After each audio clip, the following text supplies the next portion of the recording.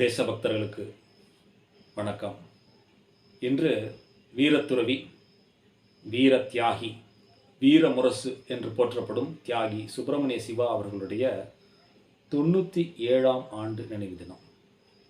அந்த புனித ஆன்மாவினுடைய நினைவை போற்றும் வகையில் புகழாஞ்சலியாக அவரை பற்றி சிறு விவரங்களை நாம் பார்க்கலாம். தியாகி சுப்பிரமணிய சிவா, சிவம் பேசினால் சவம் எழும் என்று ஆங்கிலேய நீதிபதியே தன்னுடைய தீர்ப்பில் குறிப்பிட்டுள்ளார் என்றால், நமது சிவத்தினுடைய பேச்சாற்றலை நீங்கள் உணர்ந்து கொள்ள இந்த தீர்ப்பை ஒரு சான்றாக எடுத்துக்கொள்ளலாம். இன்னொன்று, எழுத்தாற்றல் மிக்கவர். ஞானபானு, பிரபஞ்சமித்திரன் போன்ற இதழ்களை தனி ஒரு மனிதனாக முன்னின்று நடத்தியவர். இந்த இதழ்களில் மகாகவி பாரதியாரும் வாவேசு ஐயரும் தொடர் கட்டுரைகளை எழுதியுள்ளார்கள். அதோடு கூட மட்டுமல்லாமல், எங்கே பேச்சாற்றலும் அல்லது எழுத்தாற்றலோ ஏதாவது ஒருவருக்கு ஒருங்கே வாய்க்கப்பட்டிருக்கும். இவருக்கு அதனுடன் கூட களப்பணி ஆற்றுதலிலும் அளப்பரிய திறமை உண்டு. களப்பணி என்றால் முதலில் தொழிலாளர் பிரச்சனைகளுக்காக தமிழகத்திலே குரல் எழுப்பி களம் கண்டு போராடி வெற்றியடைந்தது தியாகி சுப்பிரமணிய சிவம் அவர்கள். தூத்துக்குடி கோரல் மில் தொழிலாளர் பிரச்சனைகளுக்காக முழுவதும் கவனம் செலுத்தி தொழிலாளர்களுக்காக நியாயத்தை பெற்று தந்தவர். ஆனால் இன்று தமிழகத்திலோ தொழிலாளர்களுடைய தந்தை, போராட்ட களத்தினுடைய புரட்சி வீரர் என்று யாரும் அறியாதவர்களை பிரபலப்படுத்தி மகிழ்ந்து வருகிறார்கள்.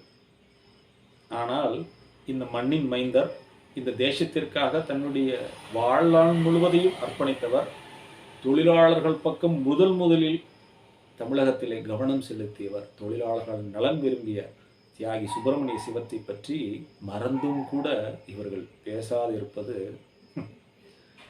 வியப்பின் குறியீடு என்று கொள்ளலாம். தியாகி சுப்பிரமணிய சிவம் அவர்கள் 1905ஆம் ஆண்டு கர்சன் வங்கத்தை பிளந்த பொழுது நாடு முழுவதும் ஒரு மிகப்பெரிய ஒரு எதிர்ப்பு அலை கிளம்பியது இந்த பிரிவினைக்கு எதிராக. அதில் தமிழகத்தில் தீக்கலனாய் கலன்று சுழன்று கொண்டு எரிந்தவர் தியாகி சுப்பிரமணிய சிவம். தியாகி சுப்பிரமணிய சிவம் பாரதியாருடைய மிக நெருங்கிய தோழர், மட்டுமல்லாது வ.உ. சிதம்பரனார் அவர்களுடைய நெருங்கிய தோழரும். மூவரும் முப்பெரும் தேவர்களாய், மூவேந்தர்களாய் தமிழக தென்பாரத விடுதலை போராட்ட களத்தை சுழன்று அந்நிய மிலேச்ச சக்திகளை மிரள செய்த மாவீரர்கள் என்றே சொல்லலாம். ஒருவரை ஒற்று ஒருவர் என்றும் சிந்தனையிலும் சரி செயலிலும் சரி பிரியாமல் ஒன்றிணைந்தே களம் கண்டவர்கள். இந்த மூவேந்தர்கள், அவர்களுடைய தியாகங்கள் நாம் தேடி நமது இளைய தலைமுறைக்கு சொல்லித்தர வேண்டும். காரணம் என்னவென்றால், தியாகி சுப்பிரமணிய சிவம் இந்த தேசத்திற்காக விடுதலைக்கு போராடிய என்ற ஒரே குற்றத்தின் அடிப்படையில் கைது செய்யப்படுகின்றார். இதே ஜூலை மாதம் 1908ஆம் ஆண்டு அவர் பெண் சிறையில் அடைக்கப்பட்டார். அவருடைய விடுதலையானது 1912ஆம் ஆண்டு. கிட்டத்தட்ட 4 ஆண்டுகள் கொடும் சிறை வாசம் அவருக்கு வழங்கப்பட்டிருந்தது. அந்த சிறையில் எண்ணில் அடங்கா, சொல்ல வாய் கூசும், கேட்க காதுகள் கூசும் அளவுக்கு அவருக்கு கொடுமைகள் அரங்கேறியது.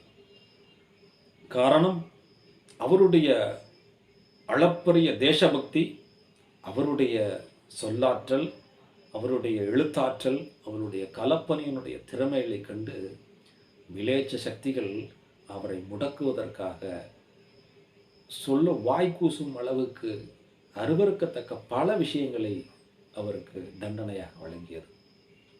அதன் விளைவால் தியாகி சுப்பிரமணிய சிவம் இந்த தேசத்திற்காக நம்மளுடைய தலைமுறை சுதந்திர காற்றை சுவாசிக்க வேண்டும் என்கின்ற போராடிய ஒரே காரணத்திற்காக தொழுநோய்க்கு ஆளானார். அவர் சிறை சென்ற பொழுது அவருக்கு உற்ற துணையாக வழி அனுப்பி வைத்த மக்கள் வெளியில் வரும்போது வரவேற்க கூட ஆள் இல்லாமல் இருந்தார். திரு வ.உ.சி. அவர்களுக்கும் இதே நிலைதான். மீண்டும் ஒரு சிறைவாசம், இரண்டாம் முறையாக. அந்த முறை அவர் மிகவும் கொடுமைப்படுத்தப்பட்டு உடலும் மனமும் சோர்வடைய செய்யுமாறு ஆங்கிலேயர்கள் தங்களுடைய சிப்பந்திகளுக்கு உத்தரவே பிறப்பித்திருந்தார்கள் என்றால் நம்ப முடிகின்றதா? தொழுநோயோடு கூட அவர் இந்த தேசபக்த கனலை இந்த மக்களுக்கு எடுத்துரைக்க அவர் தவறியதே கிடையாது. சொன்னால் நம்ப மாட்டீர்கள். நாம் அனைவரும் இந்த தேசத்திற்காக ஒரு காரியம் செய்வதென்றால் யாரும் தவறாக எண்ண வேண்டாம். நம்மளது லெஷரான டைம் அப்படின்னு சொல்லக்கூடிய நாம் எப்போ ஃப்ரீயாக இருக்கோமோ அப்போ தான் அதற்கான நேரம் ஒதுக்குவோம். ஆனால் தியாகி சுப்பிரமணிய சிவம் பாருங்க, தொழுநோய் காலத்திலும் கூட ஒரு தொண்டரை, தேசபக்தரை அழைத்து கொண்டு ஒரு ஸ்டூல், ஒரு அரிக்கன் லாந்தர் விளக்கை எடுத்துக்கொண்டு கடற்கரையில் மக்கள் கூடுகின்ற இடங்களில் அந்த ஸ்டூலை போட்டு லாந்தர் விளக்கை பிடித்தபடி கருப்பு கலர் போர்வை மூடிக்கொண்டு யாரும் தன்னுடைய அவலத்தை பார்த்துவிடக்கூடாதென்று நோக்கத்திலே பாரதியாரின் பாடலை பெருங்குரலெடுத்து பாடுவார். இதை காண அல்லது கேட்கக்கூடும் மக்களிடையே தேசபக்த பிரச்சாரத்தை மேற்கொண்டிருக்கின்றார். சொல்லுவது என்பது எளிது. ஒரு வரியில் நாம் இன்னைக்கு அதை சொல்லியிருக்கோம். அவர் எவ்வளோ உடல் உபாதைகள், எவ்வளவு நோவுகளை அனுபவித்திருப்பார், யோசித்து பாருங்கள். அதையும் தாண்டி பாரத மாதாவினுடைய விடுதலை மட்டுமே அவர் கண்முன்று முதன்மையாக தெரிந்திருக்கின்றார்.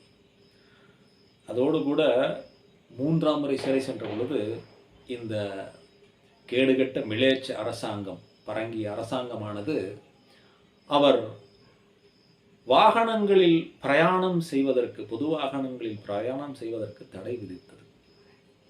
நடந்தே கால்நடையாகவே பல ஊர்களுக்கு சென்று இந்த உடல் உபாதை, தொழுநோயினுடைய கொடுமையையும் தாங்கிக் கொண்டு அதோடு கூட நடந்தே பிரச்சாரம் செய்திருக்கின்றார்.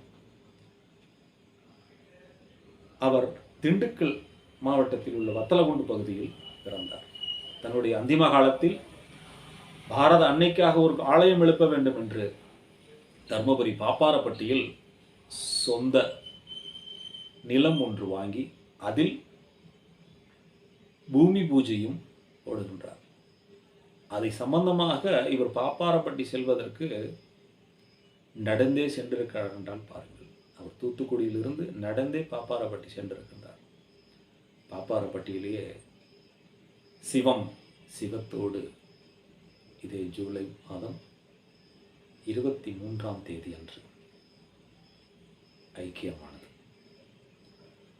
எண்ணிலடங்கா துன்பங்களையும் துச்சமென கருதி இந்த தேசபக்தியை இந்த தெய்வமாக போற்றி பாரத அன்னையினுடைய விடுதலை மட்டுமே தன்னுடைய பிரதான கைங்கரியம் என்று களமாடிய அந்த சிவம், சிவத்தோடு ஐக்கியமானது.